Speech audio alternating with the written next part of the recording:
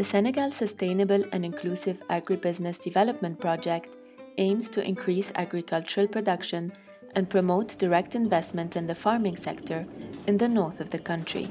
Large areas of fertile land remain unexploited despite favorable weather and nearby water.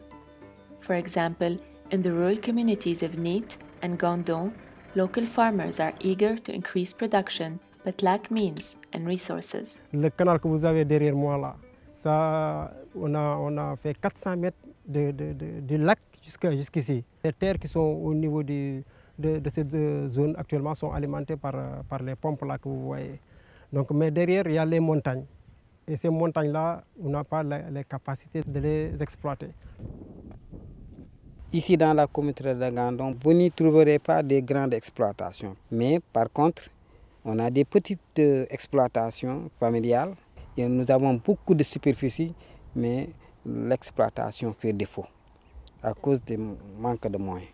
A few investors with the means to carry out large agricultural enterprises have already set up firm and are producing high-value crops for export to European markets. If when we'd got here there'd already been, a system set up whereby the land had been allocated and set up ready for investors, the irrigation canals put in, some of the infrastructure in terms of roads, electricity supplied to the business, then that would be a lot easier. The project is going to finance some large infrastructure, basically for access to irrigation, rural roads, storage facilities, to make sure that those lands that are actually not being used can now be fully exploited by the communities and by operators coming from outside the communities. The project will also facilitate private investment through ensuring that foreign investors have an entry point and access to land through an accountable and monitored system. Land issues are quite sensitive, and the government came up with the very innovative land allocation model,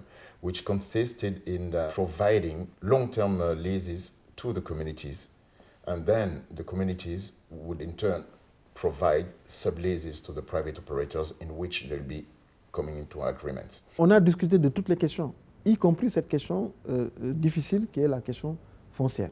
Et nous n'avons pas eu peur de l'aborder, nous n'avons pas mis des gants pour l'aborder.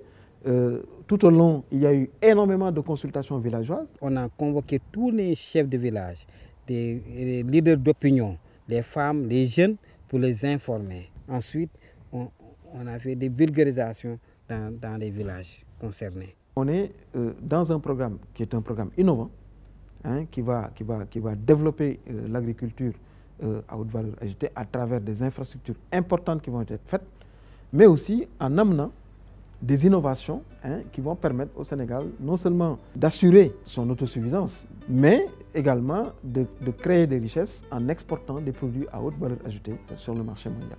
Vous imaginez combien d'emplois nous avons créés ici au niveau du lac, nous en tant que producteurs. Il y a des gens qui viennent du Burkina, du Mali, de la Guinée-Bissau, qui viennent ici chercher du travail chez nous. Donc pour nous, si on améliore les conditions d'accès à l'eau, d'accès aux infrastructures, si on améliore également l'environnement de manière générale de la production, moi je suis sûr qu'on peut même nourrir l'Afrique.